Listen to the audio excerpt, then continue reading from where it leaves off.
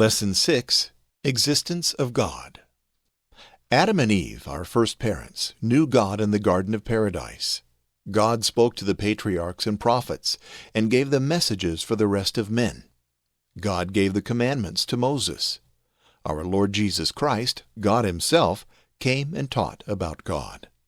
From Adam and Eve down to the present, all men have acknowledged the existence of God. Even pagans and primitive peoples recognize a supreme being, a God. They have sacrifices, and they worship some deity whom they recognize as superior and supernatural, on whom man depends. Question: how do we know by our reason that God exists? We know by our reason that God exists because of 1. The existence of the world, 2. The order and harmony of the whole universe, and 3. The testimony of our conscience. Question: how does the existence of the world prove the existence of God? The existence of the world proves the existence of God because it could not have come into existence by itself. 1. Everything in the world had a beginning. Men, animals, plants, the earth, planets, and stars. All had a beginning. They could not have come into existence by themselves. They must have been made by someone who had no beginning. Planets and men could no more have made themselves than a watch can make itself. The astronomer Kircher had a friend who denied the existence of God. During a visit one day, this friend saw a globe in the study of the astronomer. "This is an interesting globe," said he. "Who made it?" "Why," replied Kircher, "it just made itself." The friend had a hearty laugh at the idea. Kircher asserted, it would be much easier for a little globe like that to make itself than for the immense globe of the earth to create itself. 2. When we see footprints on the sand, we conclude that someone has passed that way. The universe is filled with the footprints of a supreme creator. Every single existing thing or being gives clear testimony of Him. A light cannot kindle itself. After it is kindled, it will go out in a few hours. But the light of the sun in the heavens has burned for thousands of years and continues to burn. Question: how do the order and harmony of the universe prove the existence of God? They lead us to infer the existence of a supreme architect and preserver of surpassing skill. 1. The heavenly bodies go along their appointed courses, age after age. The seasons succeed one another year by year. There is splendor, beauty, arrangement, and order everywhere. The whole universe is governed and preserved by immutable law. If you plant an orange seed, you are certain an apple will not spring from it.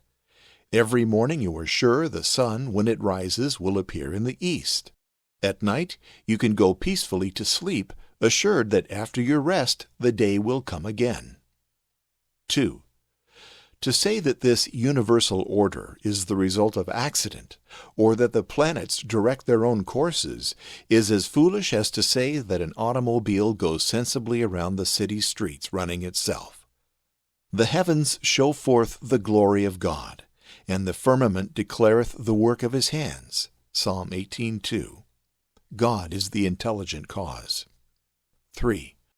Long ago the pagan Cicero said, "When we contemplate the heavens, we arrive at the conviction that they are all guided by a being of surpassing skill." And Cicero also says, "There is no nation to be found so savage as to be ignorant of the existence of God." The great astronomer Newton often uncovered and bowed when God's name was uttered. Question: how does the testimony of our conscience prove the existence of God? By our conscience we can distinguish right from wrong. 1. Our conscience approves the right and condemns the wrong. Thus, within ourselves, there is a recognition of a supreme lawgiver to whom we are responsible, who will reward the good we do and punish the evil. Only the fool says in his heart, "There is no God." Psalm 13:1. 2. Those who persist in denying the existence of God, in spite of external and internal testimony, are atheists who are eaten up by pride or live vicious lives, or both.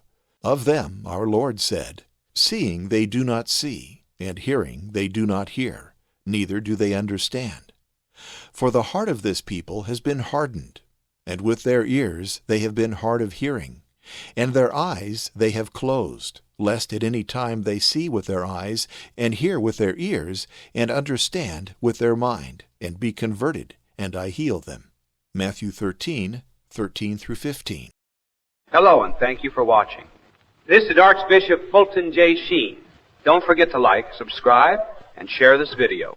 If you like this video and would like to see more, or if you would want full access to all of our content, please consider supporting Deus Vult Press on Locals at deusvultpress.locals.com. May the love and peace of our Lord Jesus Christ be with you, and our Blessed Mother wrap you in her mantle.